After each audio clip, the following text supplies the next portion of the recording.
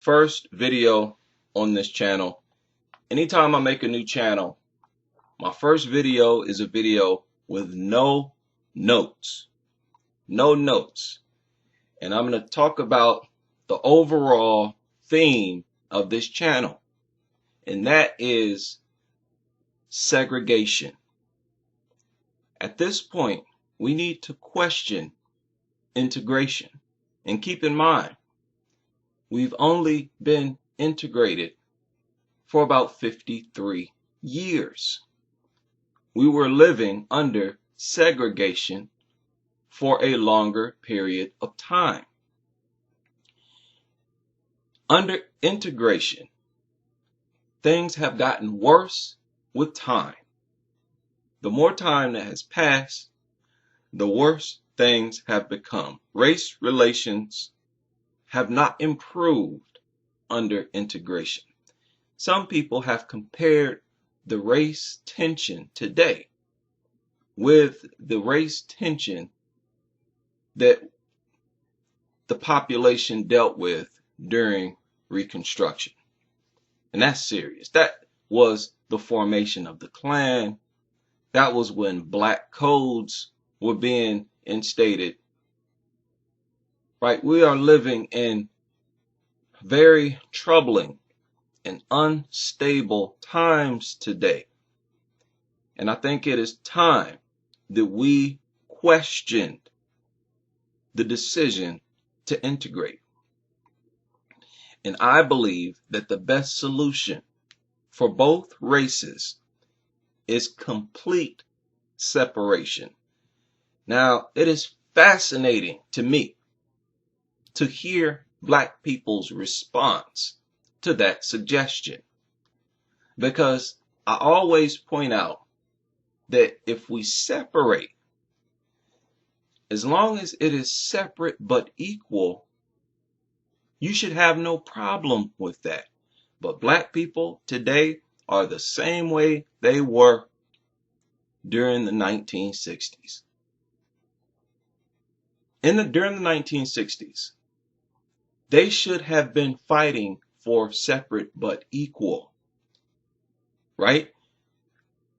During segregation, or when they instituted segregation, they made a promise that it will be separate but equal. The problem came from the fact that they were unequal. So it would have made sense for black people during the 60s, 50s, and 60s to fight for separate but equal. Instead, they fought for integration because black people collectively were suffering from Stockholm syndrome. The true reason for integration, or black people's fight for integration, was black people wanted to earn white people's love.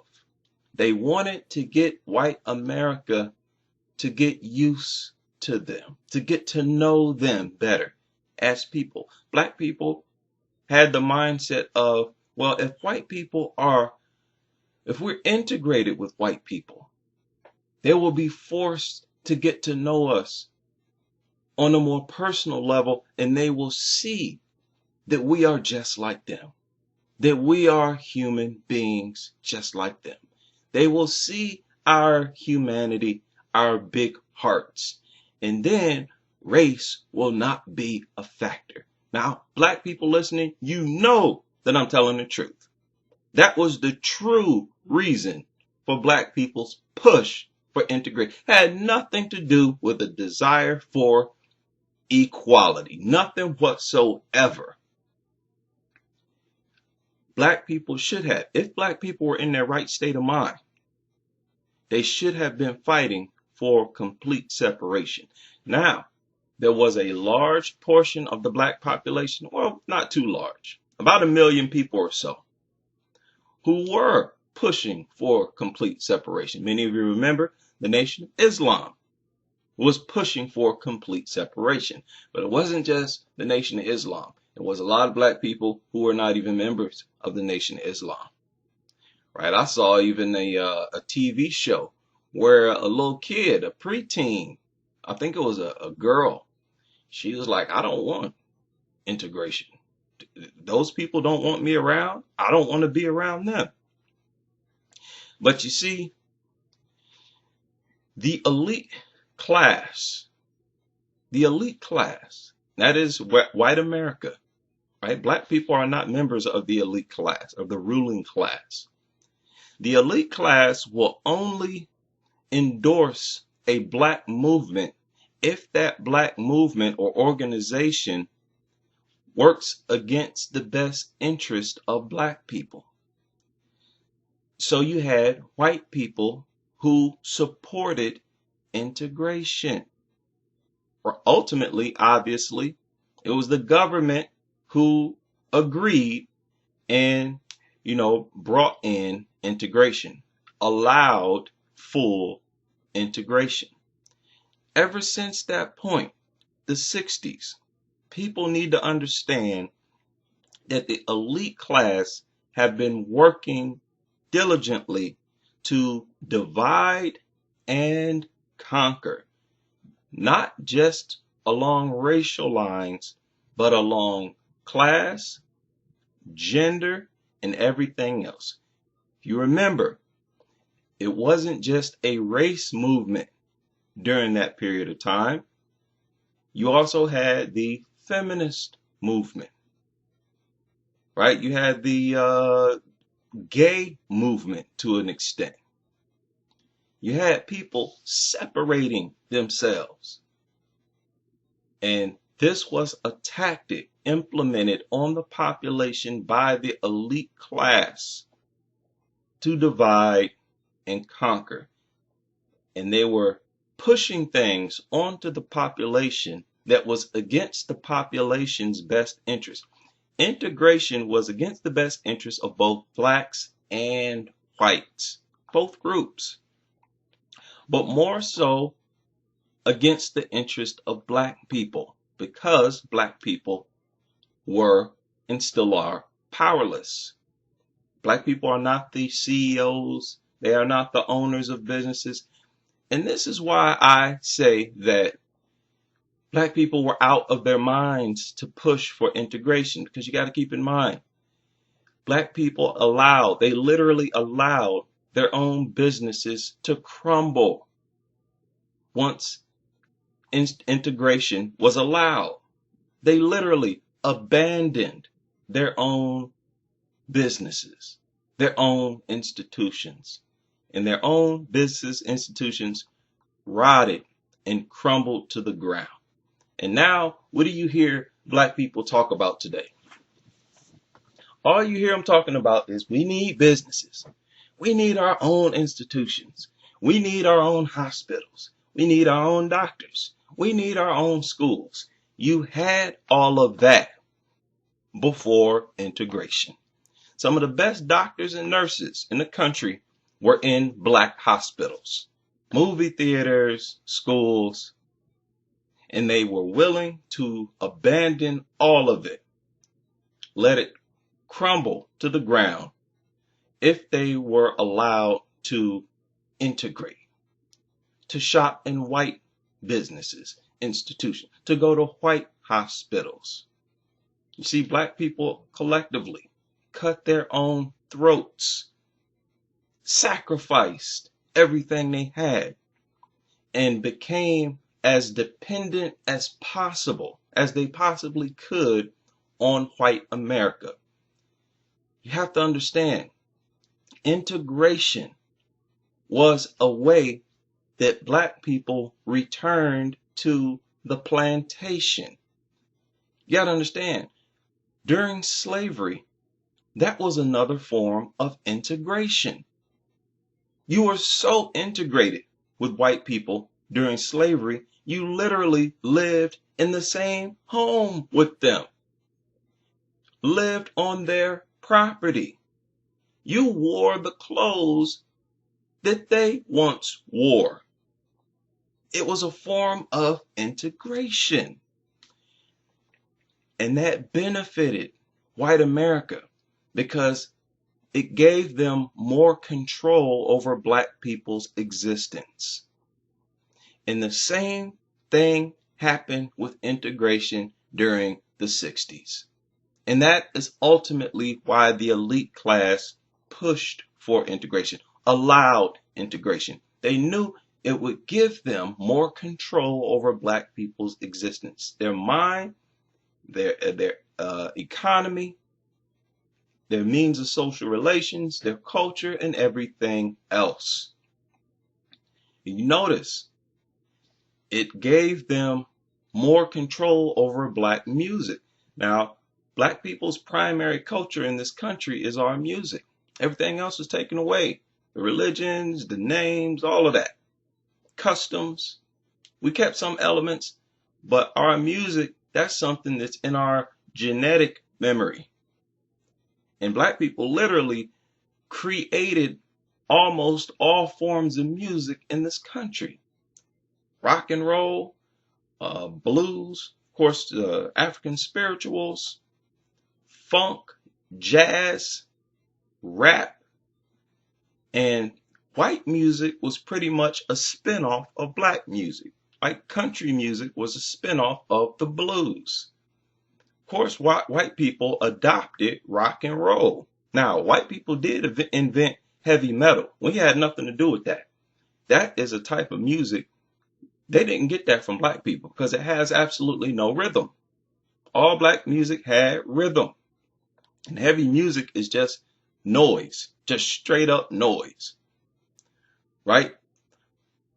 So after integration, you started to notice how white people had the ability to dictate the type of music black people created. It got to the point where rappers had came public and said, yeah, if you want a record deal, if you want to make it, then you have to talk about drugs.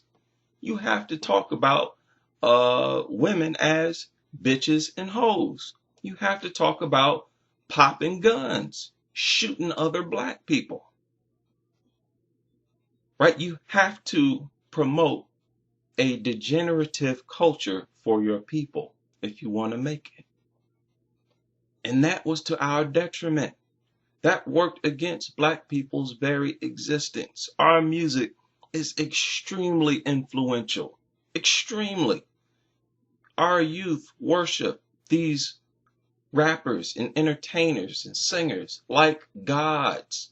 Literally like gods. They shape their entire existence after the image and words of these people. Our music is extremely powerful. That is why, historically, African people have always implemented their culture, values, and customs through song and dance. Always, when it is a spiritual moment, something, anything, you find black people in America doing the same thing you saw black people doing in Africa. Song and dance. Song and dance. And when you put a particular message in black people's music, if it is negative, that is going to almost destroy those people.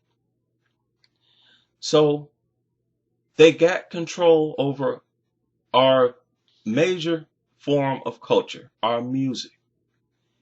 Integration also gave them more influence over our entire entertainment industry, movies, our interests, the things that we value.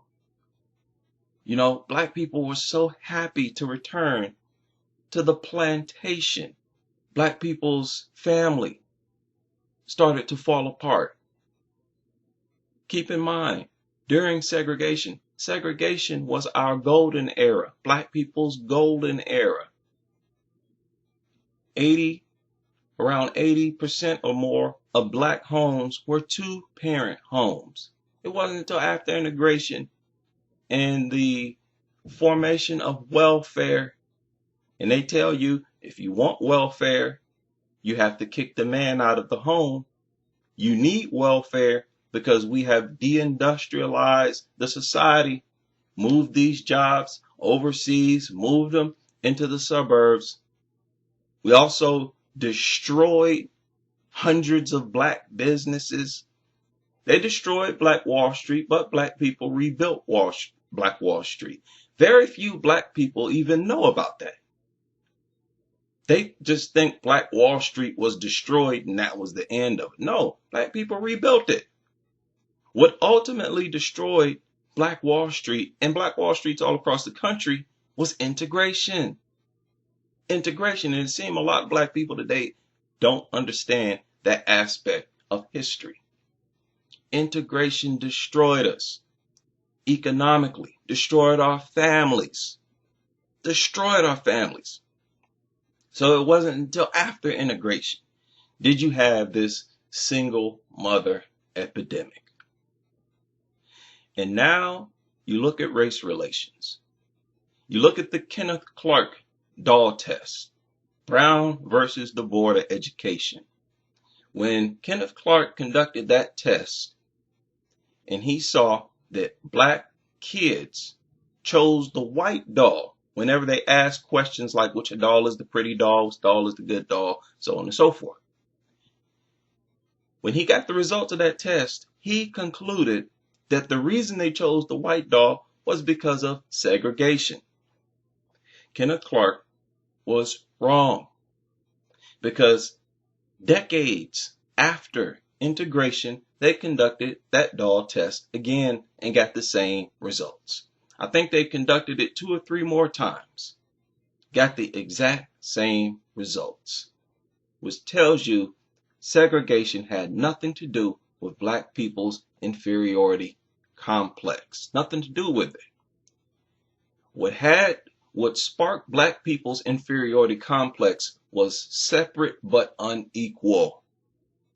Because we go into the world, and when we see a water fountain for whites, a water fountain for blacks, the white one was nice, clean, and modern. The black people's was dingy, old, falling apart. You saw it with schools, immaculate white schools. Black people's schools, holes in the wall, holes in the floor, the building falling apart, very weak infrastructure. Same with businesses, movie theaters. White movie theaters were beautiful, large, and immaculate. Black people's small, rundown, falling apart. That does a serious number on the human mind. It conditions you psychologically through association. So black people would associate blackness with negativity, with less than, unequal to, white, with falling apart, right? With negativity in general. And that is why instead of fighting for separate but equal, black people with their destroyed mentality that had been thoroughly conditioned over decades of separate but unequal instead pushed for integration. Because the true reason for that push for integration was to get white people to love them, which is itself a sign of a mental disorder. Black people literally measured our own self-worth on the degree to which white people accepted and loved us. Our self-esteem was dictated by the degree to which white people accepted and loved us. When you have to depend on other people's acceptance for your own self-esteem, and that is how you measure your own self-value and self-worth, you have a mental problem. That mental problem was Stockholm Syndrome. So black people after slavery, and white people, should have gone through decades of rehabilitation. The true root problem in this country is that it has a very destructive and negative, despicable root and foundation, founded on the enslavement and exploitation the literal slaughter, physical slaughter of black people. When you have a country with that type of beginning and you never address it, those two groups will never get along. Race tension in this country will never go away. It may fluctuate, may go up and down here and there, but it will never go away. Because even under integration, we have remained separate but equal. We've been integrated, but we've remained separate and unequal. Matter of fact, we have become even more unequal because at least during segregation, we had our own stuff and we did not value it because it was not as good as white folk. And we did not simply want to fight for separate but equal because that would mean that we would still be separated, right? Can you imagine? Our schools got improved, our businesses, we got modern water fountains, the whole bit, movie theaters, all of that. But yet black people would have still felt empty inside because they were not integrated with white America. Black people have to get over this slave mentality of wanting to always exist under master's care. Black people do not even believe in themselves to be able to take care of themselves independent of white America, which is mind-boggling because black people have people, there are black people in every element of society. We have black people in, government, politicians. We had a so-called black president. We know how to run a country. We just have no confidence because we have a slave mentality that if massa is not taking care of us, then we will disintegrate and fall apart, right? A lot of black people say, well, if we segregate or if we separate, then white people will come in and destroy us. They'll set off a bomb in the black states or the black areas. They'll come and destroy us. Listen, that is a risk you should be willing to take. No other group on this planet has that type of fear. No other group is afraid to exist among themselves, by themselves, in their own nation, in fear that some other group will come in and destroy them. You have to get over this fear of existing as a free people in this world, and that is ultimately all black people want. We just want to live our life in peace. We don't want to live with racism. We are tired of dealing with it. Every black person in this country is half crazy. Look at you today. Black people, every last one of you are partially crazy, partially out of your mind, because you are living under the rule and domination of another people. And that is not normal for any group to have to deal with. And yet, we are expected to simply deal with it as some sort of natural way of life. And this has been the case ever since slavery. That we have been expected to just accept being dominated by people, exploited by another people, ruled over by another people, and under another people's influence completely. We are tired of our images being projected in a negative way in the media and entertainment, raising our kids to view themselves in a negative light, to view themselves as less than. We are sick of these stupid scientific studies, fake scientific studies, scientific racism that says on average black people have a lower IQ. I mean, the forms of abuse that comes out of white America is mind-boggling, and it's non-stop in every aspect, even education. When you look at the textbooks at these universities, they'll have photos of each contributor to those textbooks. Sociology, psychology, they'll have a photo of the sociologist of these psychologists who contributed to different chapters in the book, they're all white. Maybe you have an Asian here and there. None of them are black. What is that teaching the kids? Black people, you are not intelligent, and you have not contributed to the intellectual advancement of mankind. We've had our history distorted. People are constantly trying to tell us that Egypt was not a black civilization, knowing damn well that it was. Our history has been tampered with and completely left out. We have an entirely different history from white people. White people only want to teach us white history, further instilling an inferiority complex into us. We need to be separated. I'm going to cut this video short. We need to be separated. I think it's fair to say that integration has not worked. It has been a massive failure. I have had this discussion with white nationalists. Black people, you got to understand, several white nationalists are very, very rational people. They were the people among the white population who understood what was going on during the 70s. They understood that these people are implementing something that is against the interest of both blacks and whites. That this integration, this was not the way to go. On the outside looking in, I know a lot of black people just looked at those white people as racist. Many of these white nationalists knew what was going on. I've had this discussion with many of them. They're very rational people. They understand that, look, many of them are like, look, we don't have nothing against you. We just believe that we should be separated. I agree with that 100%. Look at the world today.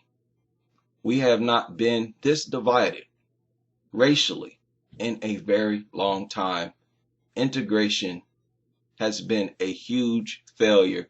It is time to not only bring back segregation, we need to implement complete racial separation. These two groups simply cannot get along in peace. The only promise that has to be made, it has to be separate but equal. Right? I know a lot of people say, oh, we can't go back. No, we're not going to go back to that form of segregation, which was separate but unequal. We have to bring back separation and make sure that it is separate but equal.